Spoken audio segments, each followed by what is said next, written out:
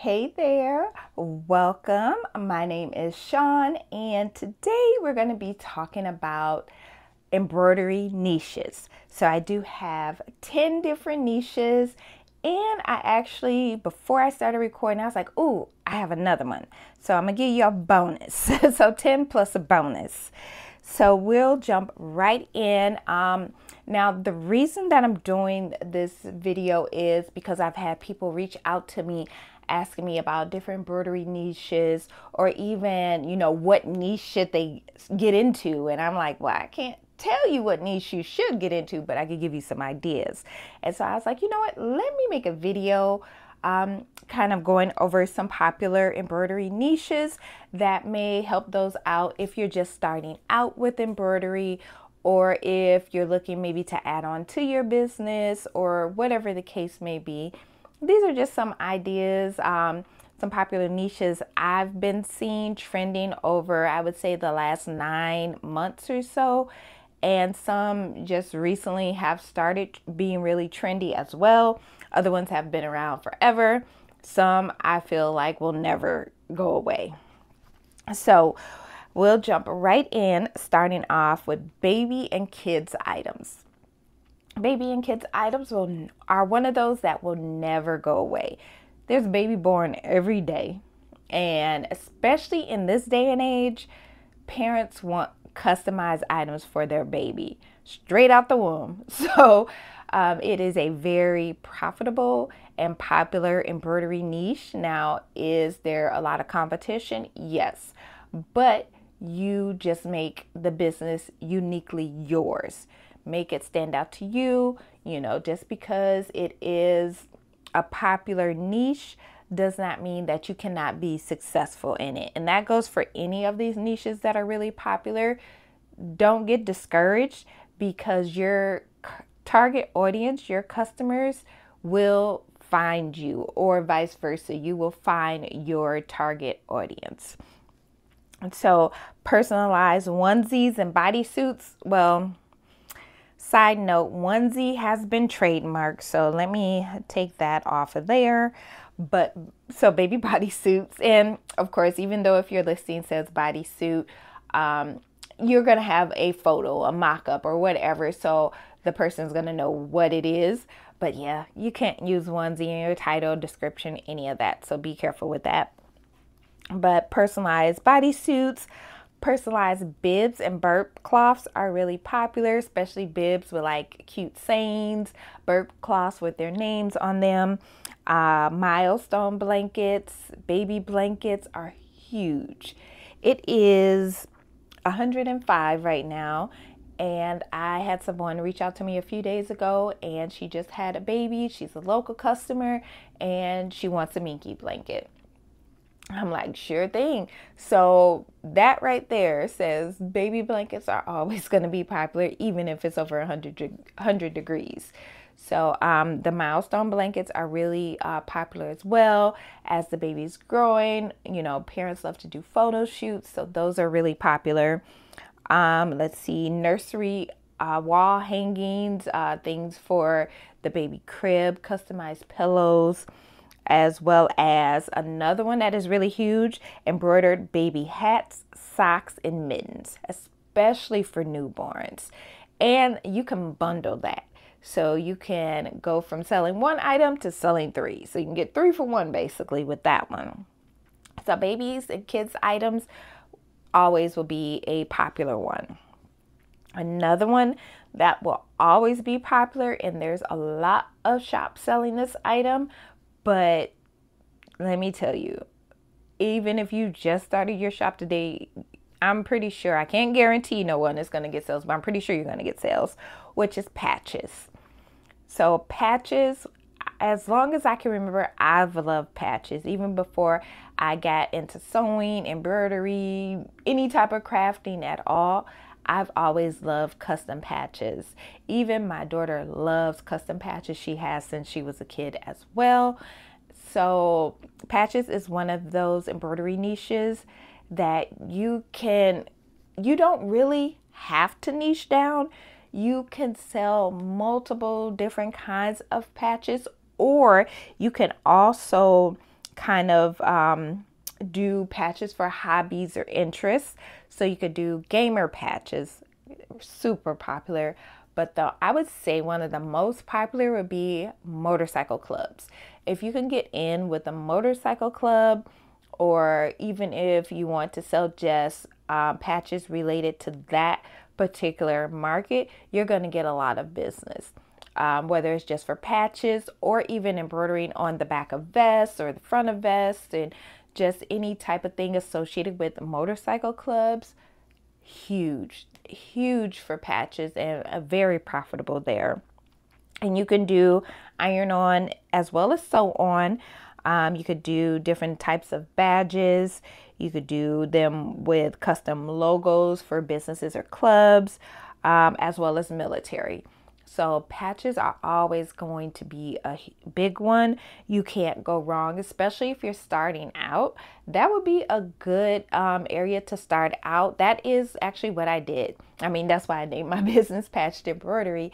So one thing I will always have on my website is patches. So that was kind of like my base item, something that will always be there.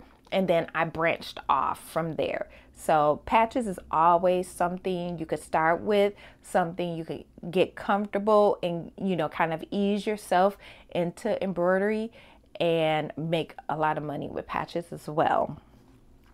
Number 3 would be home decor. So like embroidered wall art, you could do custom throw pillows or custom throw blankets. You could do table runners or custom placemats, as well as like family themed tiles or tiles with monograms for like the bathrooms or for the kitchen, things like that. Home decor people love decorating their houses. I mean, look at Home Goods. You go to TJ Maxx or Marshall's. I know when I go in those stores, I'm going straight to the home section. So home decor is a really popular embroidery niche to get into, and I've noticed it has been trending more and more. It's been around forever, don't get me wrong, but I'm seeing it becoming more and more popular. So you can definitely kind of get a little bit ahead of the curve if that was a niche that you wanted to get into. Another huge one that I think will always be around, wedding and bridal party embroidery. Now, whether it's custom shirts for the party, for the bride, the maid or matron of honor, the bridesmaids, the groom, the groomsmen. I mean, I live in a tourist city, so anytime I go down the Strip or to Fremont Street, I'm seeing a bridal party, at least like 5 every time I go down there. So bridal parties, that is a really popular niche to get into. I've seen veil embroidery lately, I would say over the last like 6 months or so, probably even longer than that, maybe even the last year. The veil embroidery has gotten really popular too. You can also do personalized robes. You could do monogram handkerchiefs for like the parents or the grandparents, custom ring bearer pillows, as well as keepsake, like wedding date keepsake items. So if they're gonna give gifts to everyone that came to the wedding, then the keepsake items, sometimes they want to give kind of like a goodie bag or a gift package to everyone that came to celebrate their day as kind of a reminder. So keepsake items with their wedding date are really popular. And then even embroidered bouquet wraps, that is a popular one too. That one is becoming more popular. So again, if you're wanting to get into the wedding and bridal party type of niche, it's definitely profitable. People are getting married every day, especially here in Las Vegas, but just everywhere there's always weddings. So that's a good market to get into, especially if you can connect with like a local photographer or a few different photographers. If you could connect with maybe some of the wedding venues, things like that, and market yourself to them, they could potentially forward your information as customer or as their clients are reaching out to them to schedule weddings. They can, possibly mention you, or if the bridal party asks, then they can mention you. So definitely networking with people, wedding planners as well. That's a really good idea to help you really grow within the wedding niche. Apparel personalization is going to be number 5. So, I mean, that's what embroidery is all about in my eyes. That apparel personalization, the custom shirts, the custom hats, the custom socks, the custom jeans, just custom apparel. So monogramming items, whether it be jackets, jeans, as well as embroideries, shirts, t-shirts, sweatshirts, hoodies, jackets, whether you're embroidering on the front or the back. Even sleeve embroidery is huge. Sleeve embroidery really took off, I want to say, over the last maybe year, with like especially with the mama shirts, putting the kids' names on the sleeves, or maybe birth dates, or whatever the case may be. Sleeve embroidery is huge. Let's see, custom hats and beanies with logos, initials, phrases, things like that is really popular. And custom tote bags, as well as custom makeup bags. I've noticed a spike in custom makeup bags over like the last, I want to say, 6 months, and it has just really skyrocketed. Especially I see it a lot on TikTok, I see it a lot on Etsy. So that is another, I would say that's a niche within a niche itself, just the custom makeup bags, because especially people that travel a lot, or those that just like those makeup bags maybe to throw in their purse, or whatever the case may be, makeup bags are popular. And so just apparel personalization across the board is going to be popular. That's something that I feel is never going to go away. People are always going to want custom, especially hats.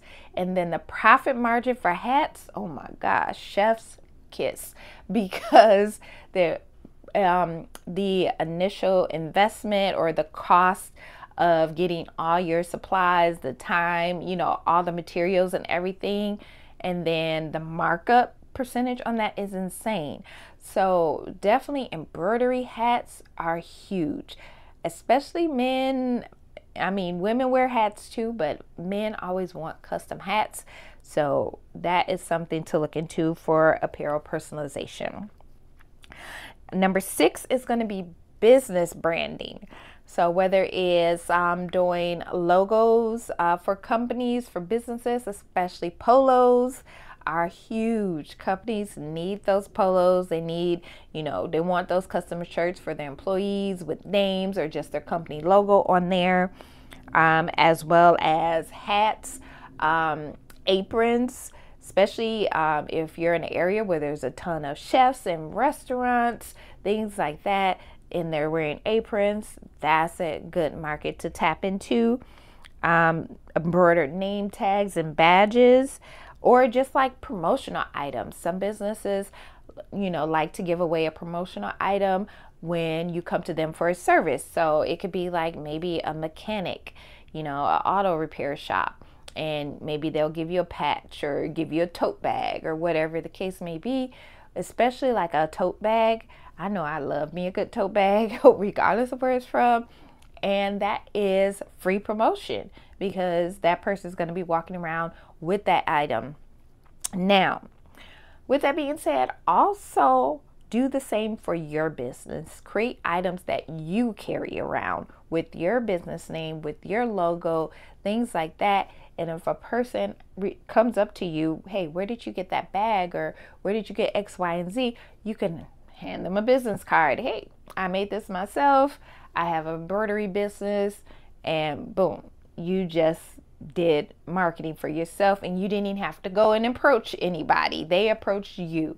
So always be a walking billboard for your business. Create items for yourself, and then you can also, another thing to do is get a portfolio. I like to do craft fairs. So I sell certain items at craft fairs, because I've noticed at the craft fairs that I do, people like less expensive items. They're not going to pay $45 for a shirt or a sweatshirt. So I do less expensive items, but I have my portfolio. And in that portfolio, I let, as I'm talking and networking and making sales or whatever the case may be, and then I let them know, well, hey, I do have an embroidery business. Here's some of the items that I do make. I just normally don't bring them to the craft fairs or the markets with me. But, if you wanted to take a look, and people will look through there. I've gotten sales on the spot like that. I've also had customers get my business card and reached out to me and like, hey, I met you at X, Y, and Z craft fair, and I looked at your book of your designs and I wanted to order X, Y, and Z. So always have a portfolio, because if someone reaches out to you, you'll have it ready. You'll have, or even have those documents. I have it in my portfolio. I think I paid like $15 for it from Amazon. And when I do my mock-up photos, I will print them off and slide them into the sleeves. And you build your portfolio over time. You don't have to do it overnight or in 1 week. Build it over time. Add items as you're making them. So just a little tidbit that can help bring you more customers, especially when you're trying to network and market yourself. You don't have to try to pull out your phone and show pictures of what you made. You have everything right in one binder. Going on to number 7, another huge one. And this is another one that will never go away, I believe, is pet products. People love their pets. They are family, they are like kids, and people want custom items for their pets. Now, while I do not have any pets, I do love dogs and I want a Rottweiler. But that is a huge niche to get into. It is a very profitable niche because people want custom items for their pets. So you can do pet bandanas with their name or sayings on there. You can do embroidered collars or leashes. Those are huge. Those are really, really popular. As well as pet ID tags. You can do matching pet and owner items, which is another one that is really popular. Or within that niche, you can niche down even further and do breed specific items. So breed specific for a certain type of animal, whether it's a dog or, whatever, or a cat. You can kind of niche within the niche. But pet products are huge, and that is something if you want to get into, especially like the pet bandanas. Now you will have to kind of do a little bit of sewing with that as well, or you can do in the hoop items. But the pet leashes and collars, those are really huge. Now moving on to number 8, seasonal and holiday items. Now I'm kind of like, yay and nay on this one. And I say that because I feel like you should always kind of have that base item that you're always going to sell and then kind of add on or branch off from there, right? But when it comes to seasonal holiday items, I don't feel like you should just create a business based around that, because then your business is going to go like this all the time. Especially if it's your only source of income. Even if you do have a 9-to-5 or you have other income coming from other sources, that's going to you're going to have a roller coaster of a business. So I would say have a base item that you always sell. And then when those holidays and those seasonal items come around that you want to sell, then go ahead and kind of add that on top of what you currently are selling. I wouldn't say don't just make it X, Y, and Z. Just like I would say like back to school and grad season. Those are 2 seasons. So when it's grad season, people aren't looking for back to school items. So, and in between there, when they're in school in January, I would say around February is when you're going to start getting those grad items. And maybe like towards the end of July, August is when you're going to start getting those back to school items. Just like with Christmas or Thanksgiving or 4th of July, Valentine's Day. Those are all seasonal holiday items. So don't just solely, I would suggest, I'm not going to tell you what to do, but don't solely base your business off of that, because you might get discouraged. You might get disappointed because you're going to have those down times. And, you know, you could be working on creating designs for that next seasonal item or that next holiday item. But how far out is that next season, or how far out is that next holiday item? And, you know, when are people actually going to start buying those items? So keep that in mind. I would definitely, again, go back to having a base item that you sell, and then kind of put those seasonal items, you know, have them come and go off your website as those particular events or days or times of the year come around, and, you know, do it that way, but don't just have a seasonal base business. But with that being said, again, I covered some of the holidays, Valentine's, 4th of July, all that stuff. You can do like Christmas stockings with names. You can do Easter baskets with the child's names, or like popular, it's been popular this year. And I want to say last Easter too was the Easter baskets with the large floppy ears with the names embroidered on those. Those are really popular. I think those will come back around for next Easter too. As well as like Halloween trick-or-treat bags. That's another good one. Or even home-themed holiday items. So like Christmas or Halloween, or, you know, things like that that people can put inside their home as like decorations, things like that. So those are just some ideas for seasonal items. Another one that is really popular, and one of these I've seen really spike over the last year, but are memorial and keepsake embroidered items. So like handwriting embroidery has really spiked. So maybe a loved one's handwriting, and you have that digitized, and you put that on whatever item they want it on. Memory pillows and memory bears are really popular, especially the shirt sleeve pillows, you know, using a loved one, maybe they passed on, their shirt that they love to wear, something like that. Those are really popular, as well as like photo framed items. And another item I've seen over the last like 4 or 5 months that has gotten really popular is the portrait embroidery.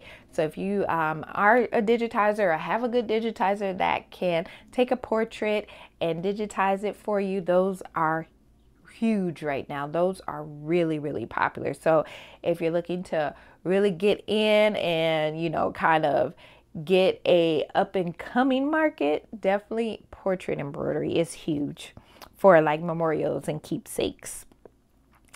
And number 10 would be one that I'm always gonna love, which would be Zodiac and Astrology theme embroidery.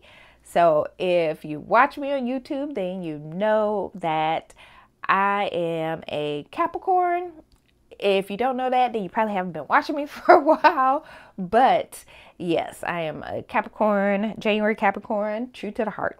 But constellation embroidery, you could do zodiac names and symbols, dates of that for that particular embroidery. Zodiac are really popular on apparel, as well as like birth chart embroidery, so sun, moon, rising. You could also do like the elements, was it fire, earth, water, air? You could do those type of designs. Or even you could put them not just on shirts, you could put them on tote bags, you could make patches, things like that. Huge. Zodiacs is huge. That's something that's never going to go away. And I've crossed over my Zodiacs from my rhinestone hoodies that I have with the rhinestone drawstring with the Zodiac sign with the name and the symbol. Those are still popular. I made that back in 2021, and I'm still making sales off of those today.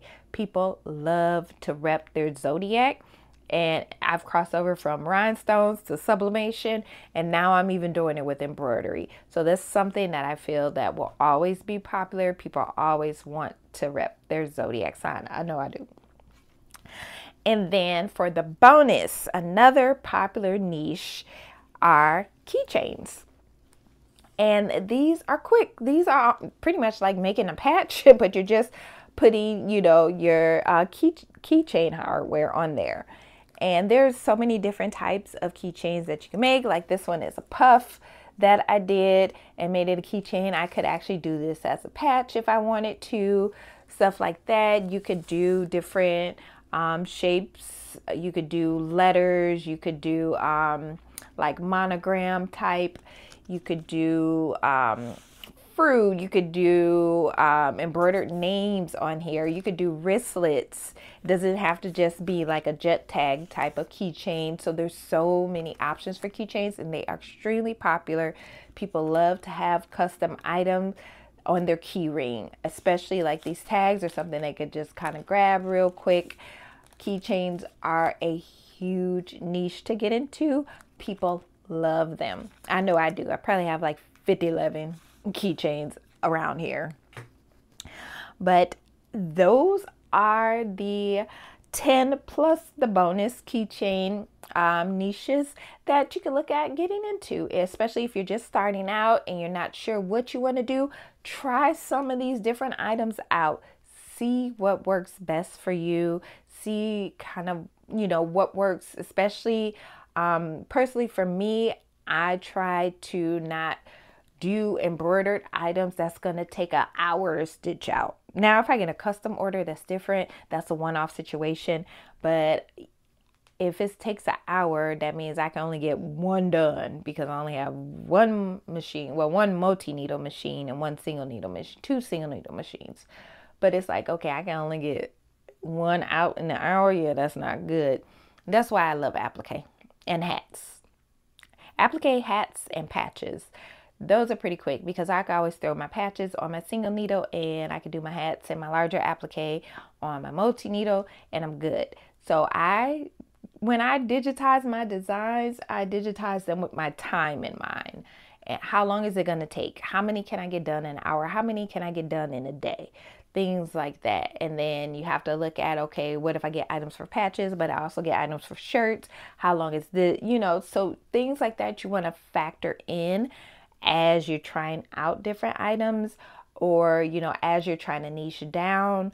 Especially in my situation, I work a 9-to-5, I create content, and I run a business, and I'm a wife, and I'm a mom. So I got to make time for all of these things, and, just having a social life outside of here. I have friends and that I want to hang out to or talk to on the phone or whatever. So things like that you want to factor in when you're figuring out your niche, when you just your business in general. You really want to think about, okay, how much time do you truly have to dedicate? How much time do you need to do these other things that you want to do as well? Things like that. And the way I structure my whole little bubble over here, my whole situation is, okay, certain days I do this, certain days I do that, X, Y, and Z. Certain days I'll record, certain days I'll edit, certain days I'll create designs. Certain days I'm making samples, certain days I'm making mock-ups or whatever. I kind of rotate things like that, or kind of stack things within a day. But just think about that. Play around with some of these items. See what resonates with you, what you feel would be best for your brand, for your business, and then go from there. But I also say always have a little base item, something that you will always sell, and you can always branch off, or you can add on things for that. Like I sell patches, I sell shirts, I sell hats, and then I added on tutus, I added on blankets, I added on kids shirts. So you can definitely start with a certain item and branch off. Or if that's not working, a certain item isn't working for you, then you can switch it up and try something else. That's the thing about having your own website and controlling that, is that you have total control over what you want to sell. And just because you try certain items doesn't mean you have to sell them. You could just be making them just to try. Or if you're a content creator like myself, sometimes I just make stuff just to show other people. It doesn't mean I'm selling it. So that's another thing too. Everything you make, you don't have to sell.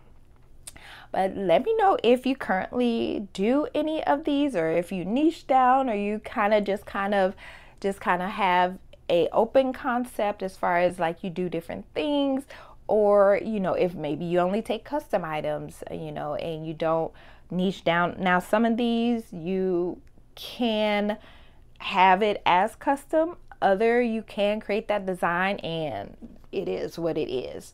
So that's something too. Once you start adding custom items where, you know, the customer can send you the design to digitize or create, that's going to take time as well. So think about that.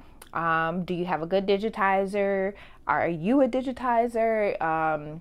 Things like that. Are there certain things that you don't want to digitize?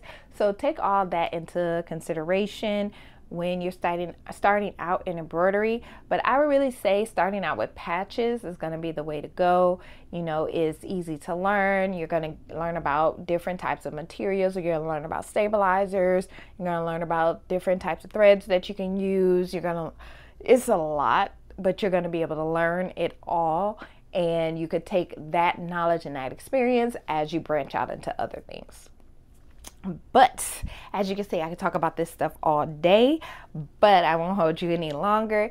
Thank you so much for watching. If you do have any questions, drop them below in the comments, or feel free to reach out to me, or let me know which of these niches that maybe you're already doing or that you've been thinking about, and maybe I gave you some ideas to try out, and I would love to see what you make. But I will see you in the next video. Bye.